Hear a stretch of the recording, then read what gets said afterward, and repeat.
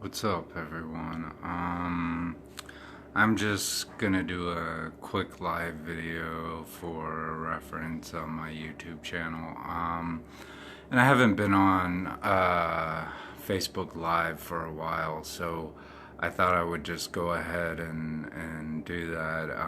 Pretty much, I'm waiting for my laundry to get done, and I know it's late, but I have one of those apartment laundry machines, so it takes like 10 hours just to get one load done. So, I was just like, I'm done with the last load, and now I'm just waiting for it to dry.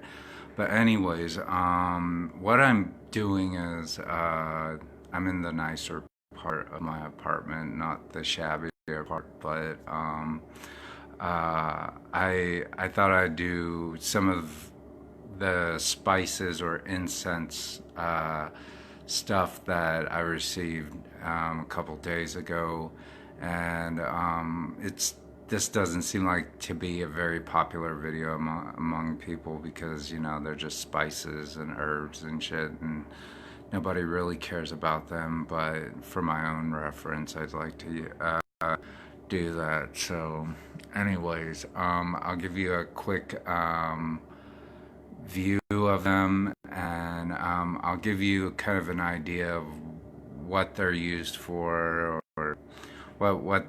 Well, anyways, how I'm gonna do it. I guess it's getting late. So, anyways, here we go.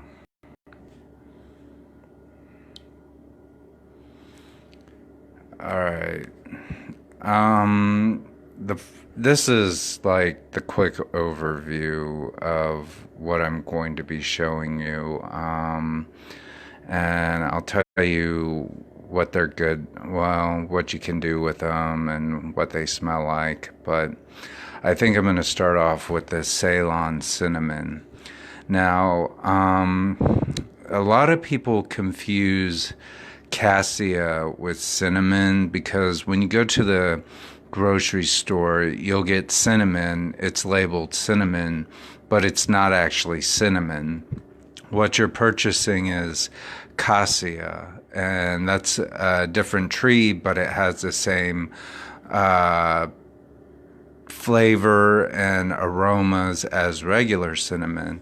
With real cinnamon, you'll notice that it looks like this. It'll be turned in like that, and there'll be like various layers to it like that, because when you go to the grocery store, you'll just see one big round thing of it, and it's hard as fuck. It's like really hard, a hard piece of cinnamon. But with this is real cinnamon, so it breaks real easily, and it's very brittle, and it's hard. It's hard to sell in stores like this because it's so brittle. I mean, this is the real thing. So this one came from Sri Lanka. But it's called Ceylon Cinnamon, and it has a warm, spicy, sweet, earthy, appetizing, and sensual scent to it. It's like one of my favorite things to burn because it just smells nice. It makes you hungry a little bit, like it smells like cinnamon rolls, but it smells real. It smells like what cinnamon should smell like, and it has like a middle note. So, when you start burning it, you won't initially smell it first until after the smoke starts to build up, and then you will start smelling it quite extensively. It's like a heavy scent that will permeate from it. It's not like cassia, but it has a realer cinnamon smell to it when it's burned. Because I use all these spices and herbs as incense. So this is real cinnamon. If you want real cinnamon, make sure you look for that right there. You see how it's all bunched up like that? That's how you determine that that's real cinnamon. It won't be one big curled up piece of hard bark, because real cinnamon will have this kind of flimsy, it's kind of like a brittle feel to it. So yeah, that's real Ceylon cinnamon. Now, this one is my Robe Allen. It's like a pod, if you can see it. It needs to be crushed up and used, but I'm not like a big fan of it so far. But it's often used in certain incenses. I think I bought this more out of curiosity than I did out of knowing what I was buying, but I knew that it was used in various incense rituals because it permeates a really strong smell. It's almost very spicy curry like. It has like a curry scent to it. And it's very earthy, warm, strong, and almost a sour scent to it. And it's based on the middle note. So it comes from a tree like a plum, and then it's dried out like this. So I guess some people in India, they use it in cooking or tanning hides and stuff like that. So it's used for various, it's turpentine, like a turpentine style it's used in hide tanning, basically, for leathers and shit like that. So anyways, and now we're coming to Blue Lotus. Now, I don't know if you know about Blue Lotus. I plan on using this in a possibly a love incense mixture, but it made it through the mail. So apparently, it's not illegal in America just yet. But it can be smoked.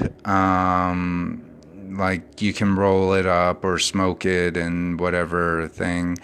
I've heard that people smoke it with cannabis oftentimes just to give it a more soothing, to cut the edge off of cannabis, and it has a relaxing feel.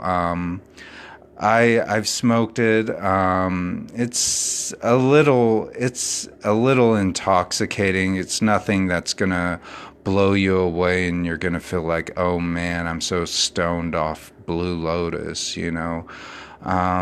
Some people, they say it works well in putting it with wines, like red wines, to steep it in red wines because it has a stronger psychoactive effect. But you know, it's nothing to cry home about, I would say. But it does have like a soothing kind of uh, uh, I would say soothing effect. It's more relaxing than it is anything close to cannabis, but some people like to use it as an alternative for cannabis. But its scent is warm and earthy. I wouldn't say it's completely floral, but it has a slight hint of floralness. I would say when it comes to mushroomy, it's more mushroomy, if anything. Like it tastes like, you know, you're either eating a mushroom of some sort, or it leaves that mushroomy taste in your mouth. And it's known for its intoxicating things because I guess you can read it in, I think it's Homer's The Iliad or the Odyssey, I don't remember, but the land of lotus smokers. It's in one of those old Roman classical texts. where people are partaking in the lotus flower and blue lotus flower. It has a middle note to a top note, so it's emitted at the very beginning and towards the middle, but it doesn't have a strong bass note. So if I were to use this as an incense, I think I would use it more for a love incense, but I would cut it with something that is more fragrant and smells better to mask the mushroomy smell to it. I think if I were to burn this, I would burn it more for the intoxicating soothingness of it than anything else. So as you can see, it's bits and pieces of a flower. It's nothing special. Maybe I would cut it with rose or lavender or something like that. So anyways, this is the quick overview of what it looks like of these specific spices that I'm working with.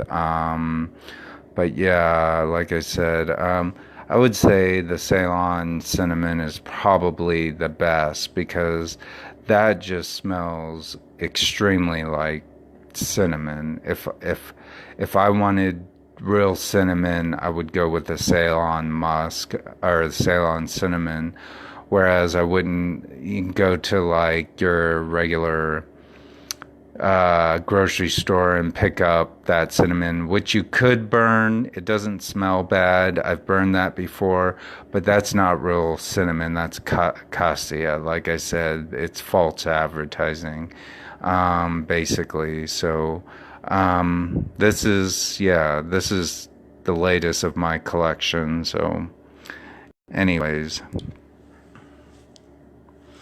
I don't know if you guys enjoyed that or not. It was a little bit educational. So that's my collection. Sorry, I'm a bit scruffy. I'm looking kind of mannish because I haven't shaved in a couple of days and I'm all grown out. But I took a shower, so I'm not smelling like a stinky white boy right now.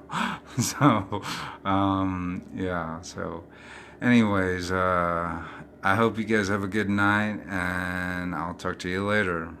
Bye.